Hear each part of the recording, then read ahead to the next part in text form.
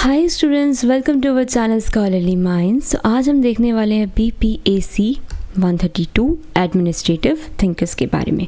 Okay, आज हम इसके कुछ इंपॉर्टेंट क्वेश्चंस डील करेंगे जो आपके जोन एग्जामिनेशन में काफ़ी हेल्पफुल हो सकते हैं। स्टार्ट करने से पहले मैं आपको दो इंपॉर्टेंट बातें कहना चाहूँगी। फर्स्ट, आप हमारा WhatsApp and Telegram group join कर लीजिएगा। लिंक आपको डिस्क्रिप्शन में मिल जाएगी, वहाँ पे आपको रेगुलर क्लास अपडेट्स मिलते रहेंगे। सेकेंड इन्फॉर्मेशन, अगर आपको इस सब्जेक्ट के गेस्ट पेपर्स परचेज करने हो तो आप आ सकते हैं shop.hindustanknowledge.com पर लाइक दिस। यहाँ पर आप सब्जेक्ट कोड लिख सकते हैं एंड इजीली परचेज कर सकते हैं। इन केस परचेज करने में कोई भी इशू आता है तो you can contact us at 9580023321।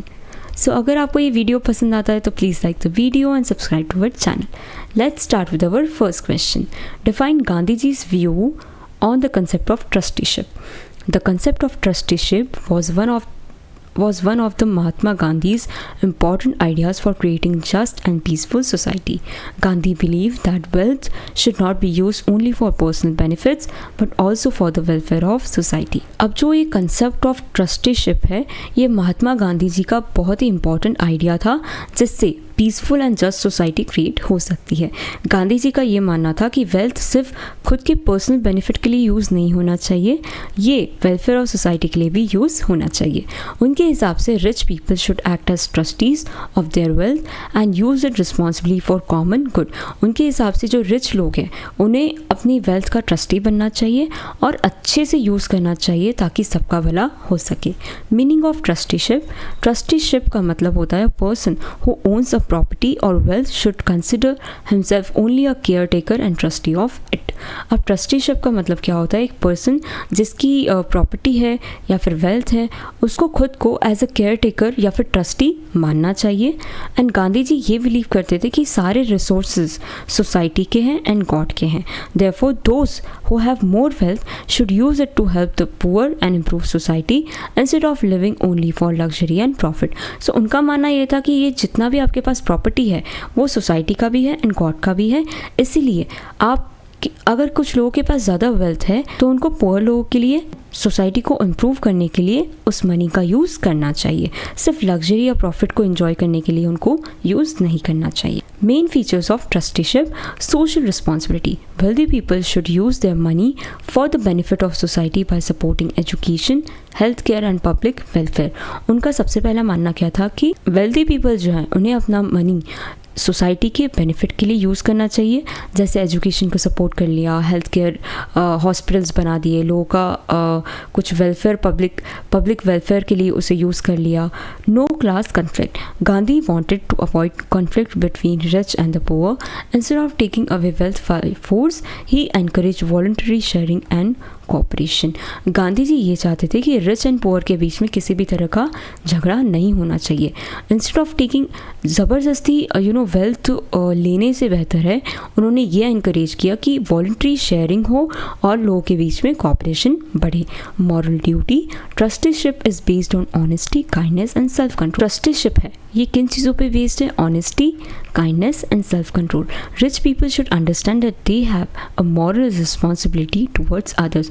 उन्हें समझना चाहिए, रिच लोगों को समझना चाहिए कि एक उनकी मॉरल रिस्पॉन्सिबिलिटी है दूसरे लोगों की तरफ। उनका काम है कि आप वो दूसरों की भी लाइफ को इम्प्रूव करें, सोसाइटी को इम्प्रूव करें और पब्लिक का वेलफेयर करें।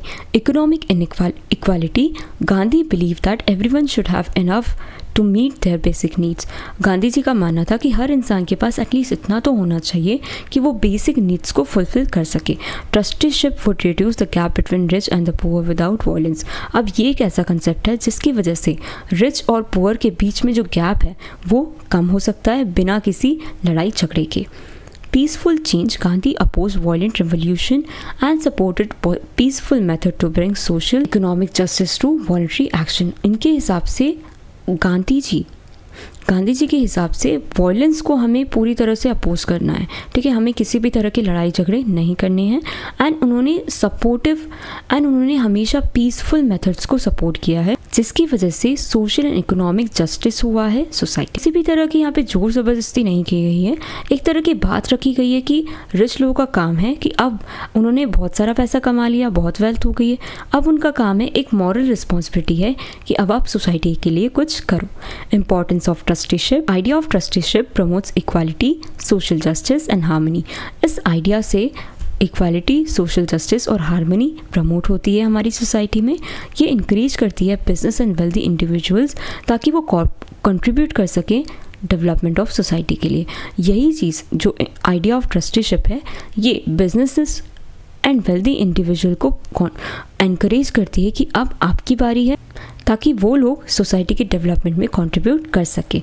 आज भी many companies follow this principle through corporate social responsibility CSR activities bye supporting education, health and environmental protection.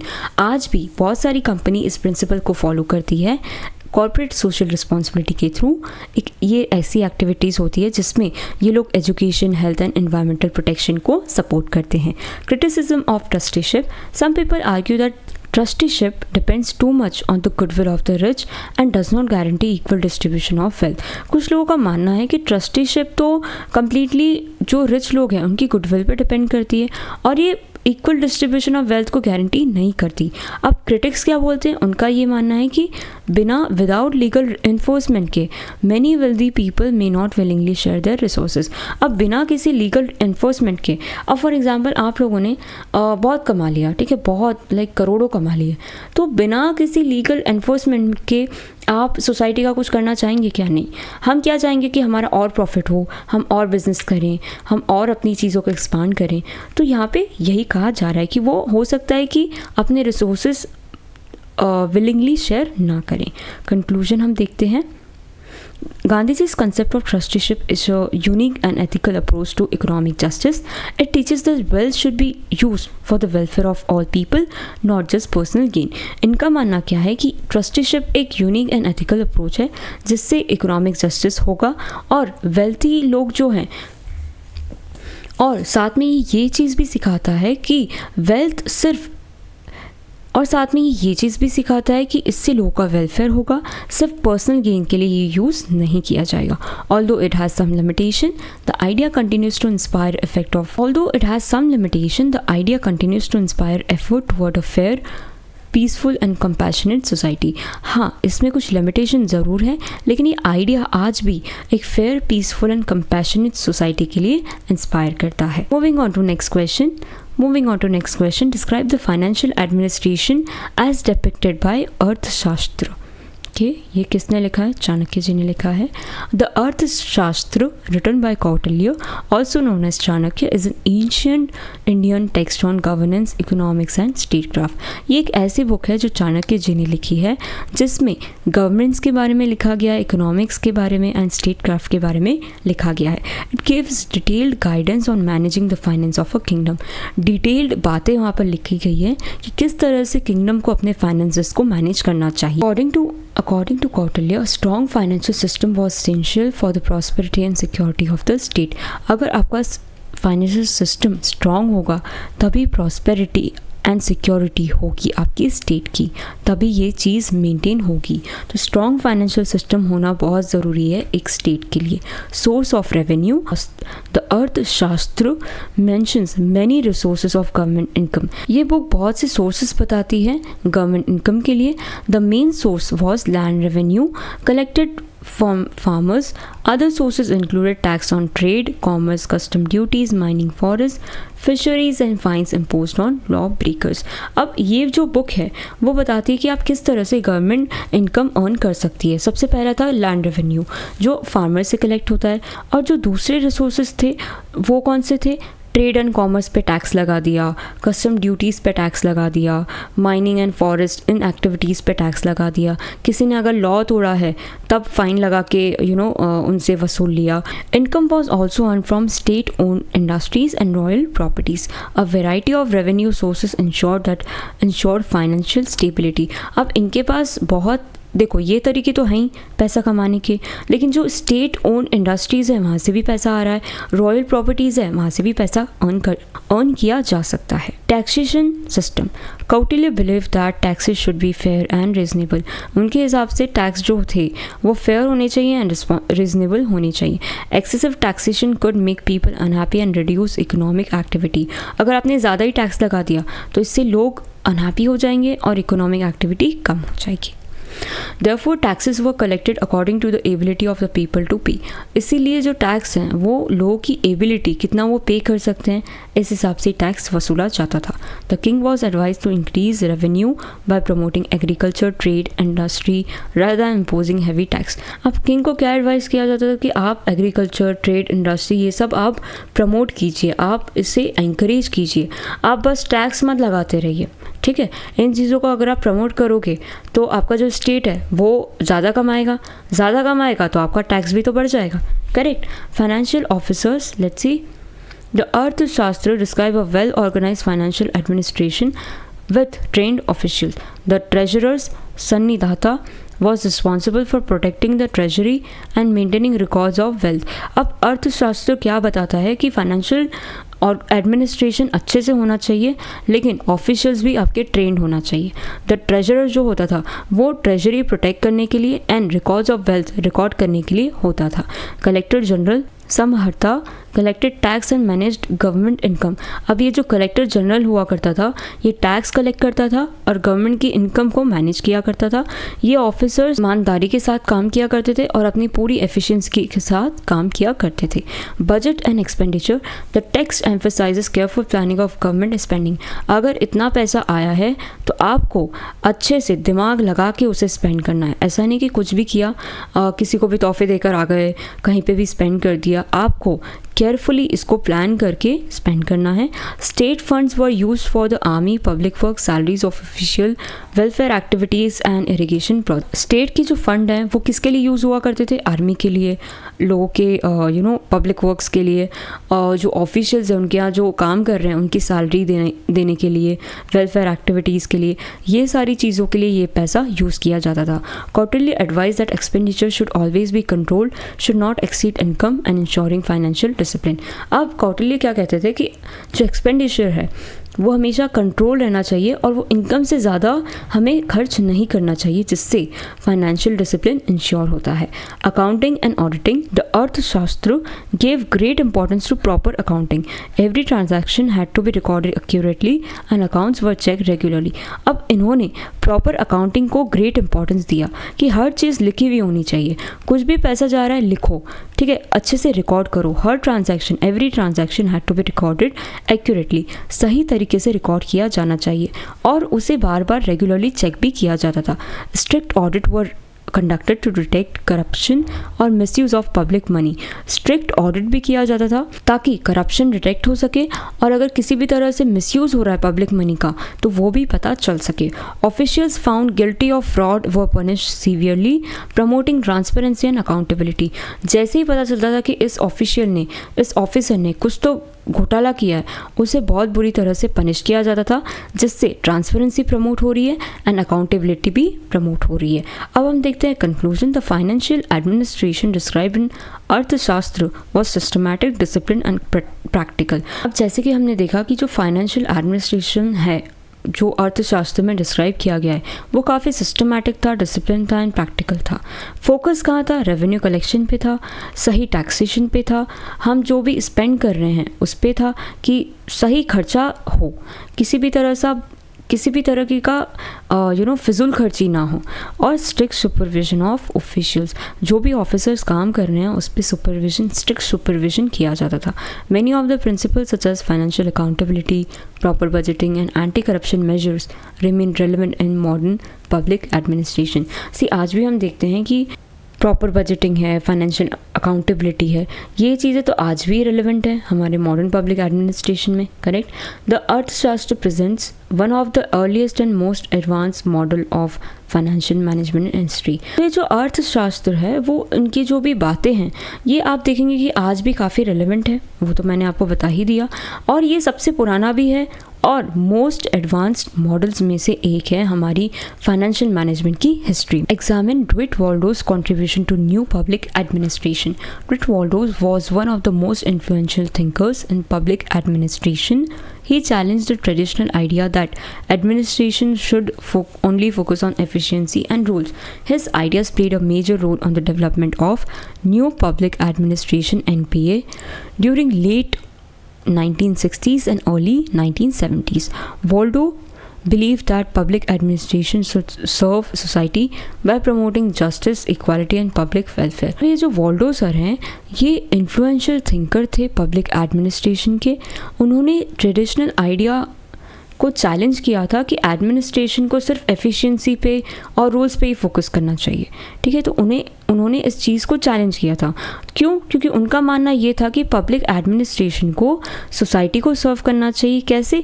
Justice promote करके, इक्वालिटी प्रमोट करके और लोगों का वेलफेयर करके. इनके जो आइडियाज़ हैं उन आइडियाज़ ने एक मेजर रोल प्ले किया किसके डेवलपमेंट में? न्यू पब्लिक एडमिनिस्ट्रेशन के डेवलपमेंट में. Major contributions of Dwight Waldo. Let's see. Emphasis on social equity. Waldo argued that government should not only provide services efficiently but also ensure social justice and equal opportunities. Waldo ने क्या argue किया था कि government को सिर्फ services provide नहीं करना चाहिए बल्कि उनको इंश्योर करना चाहिए कि सोसाइटी में सोशल जस्टिस मेंटेन रहे और सबको इक्वल अपॉर्चुनिटीज मिले. He believed that public policies should benefit weaker and disadvantaged section of society. This idea became the central principle of new public administration. उनका ये भी मानना था कि जो पब्लिक पॉलिसीज़ है वो policies weaker and disadvantage section को बेनिफिट करनी चाहिए और यही आइडिया सेंट्रल प्रिंसिपल बना न्यू पब्लिक एडमिनिस्ट्रेशन का. Value oriented administration. Traditional public administration claim to be neutral and value free. Waldo rejected this view and said this administration is always influenced by values such as fairness, ethics and democracy. According to him, public servants should make decisions that protect the public interest. Traditional public administration क्या हुआ करता था? Neutral and value free हुआ करता था. मतलब कोई जो चल रहा है बस चलने दो और कोई वैल्यूज़ को फॉलो नहीं किया जाता था. तो वॉल्डो ने ये व्यू को रिजेक्ट किया और कहा कि एडमिनिस्ट्रेशन हमेशा वैल्यू से इन्फ्लुएंस होना चाहिए. मतलब फेयरनेस होनी चाहिए, एथिक्स को मेंटेन करना चाहिए, डेमोक्रेसी होनी चाहिए. तो उनके हिसाब से जो पब्लिक सर्वेंट्स हैं उनको ऐसे डिसीजंस बनाने चाहिए जहाँ पे लोगों का हित, जहाँ पर लोगों के हित के बारे में सोचा जा सके. Democratic administration. Waldo stressed that administration should work according to democratic principles. जो एडमिनिस्ट्रेशन है उसे डेमोक्रेटिक प्रिंसिपल के अकॉर्डिंग चलना चाहिए. Citizens should have opportunities to participate in decision making and administrators should remain accountable to the people. Citizen के पास opportunity होनी चाहिए कि वो डिसीजन मेकिंग में भी पार्टिसिपेट कर सके एंड एडमिनिस्ट्रेटर भी जो हैं वो लोगों को अकाउंटेबल होने चाहिए. ठीक है, मतलब कोई भी अगर डिसीजन लिया गया है तो वो इस बेसिस पे लिया गया है ये उन्हें बताना चाहिए. This made public administration more citizen centred. इसी की वजह से जो पब्लिक एडमिनिस्ट्रेशन था वो सिटीजन सेंटर्ड हो चुका था. Criticism of traditional public administration. He criticized the traditional approach for giving too much importance to efficiency and hierarchy while ignoring human needs and social problem. अब ये जो सर थे उन्होंने ट्रेडिशनल अप्रोच को criticise किया और कहा कि ये जो एफिशिएंसी पे और हायरार्की पे आप इम्पोर्टेंस देते हैं उतना आपको देने की ज़रूरत नहीं है क्योंकि आप ह्यूमन नीड्स को इग्नोर कर रहे हो, सोशल प्रॉब्लम्स को भी इग्नोर कर रहे हो, तो ये तो गलत है. उन्होंने ये भी आर्ग्यू किया कि पब्लिक एडमिनिस्ट्रेशन को चेंजिंग सोशल कंडीशंस को अडाप्ट करना चाहिए और इश्यूज़ जैसे पॉवर्टी हो गया, इनइक्वालिटी हो गया, इन चीज़ों को भी ठीक करना चाहिए, इन्हें एड्रेस करना चाहिए. Okay. Encouragement of innovation and change. Waldo believed that administration should be flexible and innovative rather than strictly following old rules. He encouraged reform that improve public service and make government more responsible to people's need. उनका मानना ये था कि administrators flexible and innovative होने चाहिए rather कि वो बस जो पुराने रूल्स है वो बस स्ट्रिक्टली फॉलो किए जा रहे हैं, ऐसा नहीं होना चाहिए. उन्होंने ये भी एनकरेज किया कि ऐसे रिफॉर्म्स लाए जाएं जिससे पब्लिक सर्विस इम्प्रूव हो और गवर्नमेंट ज़्यादा रिस्पॉन्सिव बने लोगों की नीड्स को लेकर. Impact on new public administration. Waldo's ideas inspired scholars and administrators to redefine the role of government. New public administration shifted the focus from efficiency alone to equity, ethics, and citizen participation and social responsibility. His contribution helped create a more humane and democratic approach to governance, influencing public administration across many countries. अब क्या बताया जा रहा है कि Waldo's ideas अब क्या बताया जा रहा है कि जो वॉल्डो के आइडिया हैं उन्होंने स्कॉलर्स एंड एडमिनिस्ट्रेटर्स को इंस्पायर किया ताकि वो रोल ऑफ गवर्नमेंट को रीडिफाइन कर सके। न्यू पब्लिक एडमिनिस्ट्रेशन ने पूरा फोकस एफिशिएंसी से उठाकर कहाँ शिफ्ट कर दिया, इक्विटी, एथिक्स, सिटीजन का पार्टिसिपेशन, इन चीज़ों पे फोकस शिफ्ट कर दिया। उनके जो कंट्रीब्यूशन है इसी की वजह से हमारी जो गवर्नेंस है वो मोर ह्यूमन एंड डेमोक्रेटिक बन पाई है और भी बहुत सी कंट्रीज़ में पब्लिक एडमिनिस्ट्रेशन का इन्फ्लुएंस देखा गया है। Let's move on further. Next conclusion. Waldo made a significant contribution to new public administration by emphasizing social equity, democratic values, ethics, and public welfare. He showed that public administration is not just about managing government offices but also improving the quality of life of citizens. His values continue to guide modern public administration and remain highly relevant in addressing today's social administrative challenges. Waldo ने एक significant contribution दिया है new public administration के लिए। किस तरह? By emphasising social equity, democratic values, ethics को emphasise करके। उन्होंने ये भी बताया कि पब्लिक एडमिनिस्ट्रेशन सिर्फ गवर्नमेंट मैनेज करना नहीं है, सिर्फ गवर्नमेंट ऑफिसेस मैनेज करना नहीं है, सिटीज़न की जो क्वालिटी लाइफ है उसे भी इम्प्रूव करना है। उनके आइडियाज़ आज भी मॉडर्न पब्लिक एडमिनिस्ट्रेशन को इन्फ्लुएंस करते हैं, गाइड करते हैं और आज भी सोशल एंड एडमिनिस्ट्रेटिव चैलेंजेस को एड्रेस करते हैं। Next question, analyse the continued relevance of Herzberg's two factor theory in contemporary settings. Herzberg's two-factor theory, developed by psychologist Friedrich Herzberg, explained that employee satisfaction and dissatisfaction are influenced by two different set of factors. Even though the theory was introduced many years ago, it remains useful in understanding employees' motivation in modern workplace. अब ये जो two-factor theory है किसने develop की है? Psychologist थे एक जिनका नाम है फ्रेडरिक हर्जबर्ग। ये एक्सप्लेन करती है कि एम्प्लॉय का सेटिस्फैक्शन एंड डिससेटिस्फैक्शन दो सेट ऑफ फैक्टर से इन्फ्लुएंस होता है। इवन दो ये थियोरी बहुत पहले इंट्रोड्यूस हो चुकी थी, लेकिन ये आज भी एम्प्लॉय की मोटिवेशन को समझने में हेल्प करती है मॉडर्न वर्कप्लेस में। Let's see hygiene factors. Hygiene factor include salary, company policy, job security, working condition and relationship with colleagues and managers. अब हाइजीन फैक्टर में क्या इंक्लूड होता है? सैलरी हो गई एम्प्लॉय की, कंपनी की पॉलिसी हो गई, जॉब की सिक्योरिटी हो गई, कलीग्स एंड मैनेजर के साथ उनके रिलेशनशिप कैसे हैं, ये चीज़ भी हाइजीन फैक्टर में इंक्लूड होती है। यही factors, these factors do not create motivation but if they are poor employees become dissatisfied। ये जो फैक्टर्स हैं ये मोटिवेशन क्रिएट नहीं करते हैं, लेकिन अगर ये पुअर हुए तो एम्प्लॉय ज़रूर डिससेटिस्फाइड फील करेगा। इन टुडेज ऑर्गेनाइजेशन फेयर पे, flexible working hours, safe workplace and job security are still essential for employee satisfaction। आज भी फेयर पे, flexible working hours, safe work place, ये सारी चीज़ें एम्प्लॉय के सेटिस्फैक्शन के लिए इम्पॉर्टेंट हैं। कंपनीज जो इग्नोर करती हैं ऐसे फैक्टर्स को, वो क्या एक्सपीरियंस करती है? Low morale and high employee turnover को फेस करती हैं, एक्सपीरियंस करती हैं। Motivational factors include recognition, achievement, responsibility, career growth and meaningful work। Motivational factors में क्या क्या चीज़ें आती है? Recognition हो गया, achievement हो गया एम्प्लॉय का, उनकी responsibilities हो गई, उनकी career की growth हो गई। ये सारे factors increase job satisfaction and encourage employees to perform better। ये सारे factors जो हैं वो job satisfaction को increase करते हैं, साथ में ही encourage करते हैं कि employees अच्छे से काम करें और अच्छा better perform करें।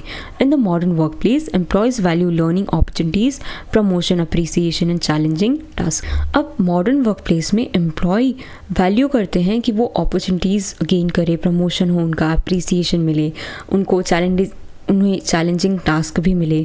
ठीक है, ये सारी चीज़ें क्या है? एक employee के लिए मोटिवेशन का काम करता है।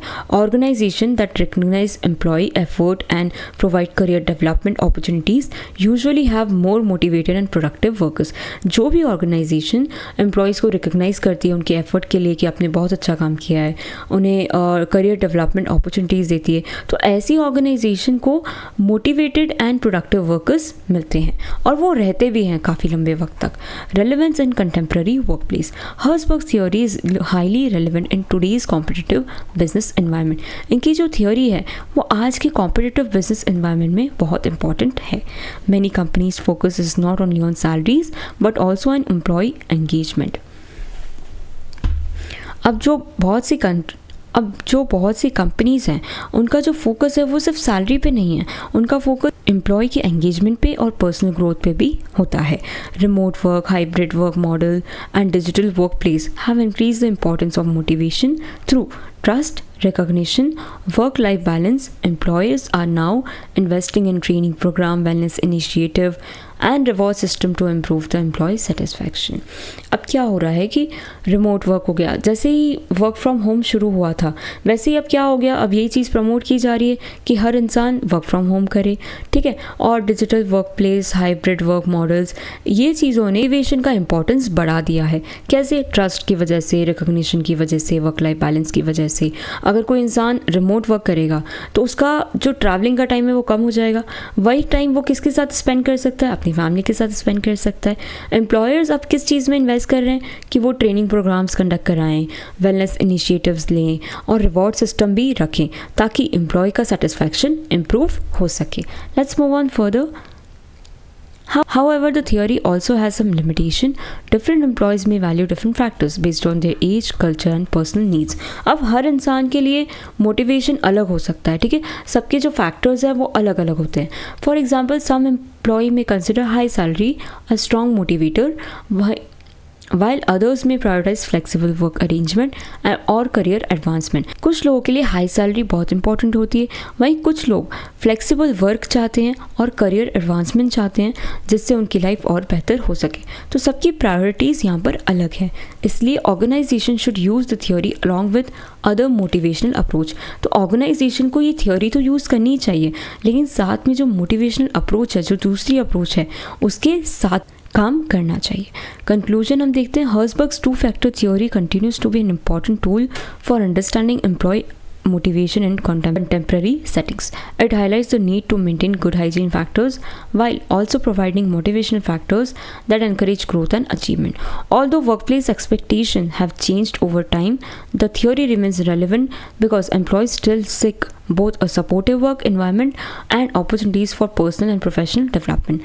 By applying these principles, organization can improve employee satisfaction, productivity and long-term success. अब क्या कहा जा रहा है कि ये जो हर्जबर्ग थियोरी है उसकी वजह से हम एम्प्लॉय की मोटिवेशन को अच्छी तरीके से समझ सकते हैं। किसमें? कंटेम्प्रेरी सेटिंग्स में। ये हाईलाइट करती है कि क्यों गुड हाइजीन फैक्टर्स मेंटेन करना इम्पॉर्टेंट है, साथ में ही मोटिवेशनल फैक्टर्स भी प्रोवाइड करना कितना ज़रूरी है। हालांकि जो वर्क प्लेस की एक्सपेक्टेशन है वो वक्त के साथ बदलती जाती है, लेकिन जो थियोरी है वो आज भी इम्पॉर्टेंट है, आज भी रेलेवेंट है, ताकि जो लोग हैं वो सपोर्टिव वर्क इन्वायरमेंट में काम कर सकें और उनके लिए जो नई नई अपॉर्चुनिटीज़ हैं वो उन्हें मिलती रही ताकि वो डेवलप कर सके। इसलिए by applying this principle, organisation अपने एम्प्लॉय का सेटिस्फैक्शन इम्प्रूव कर सकती है, उनकी प्रोडक्टिविटी भी अच्छी कर सकती है और लॉन्ग टर्म सक्सेस भी इंश्योर होता है। That's all for today. Thank you so much.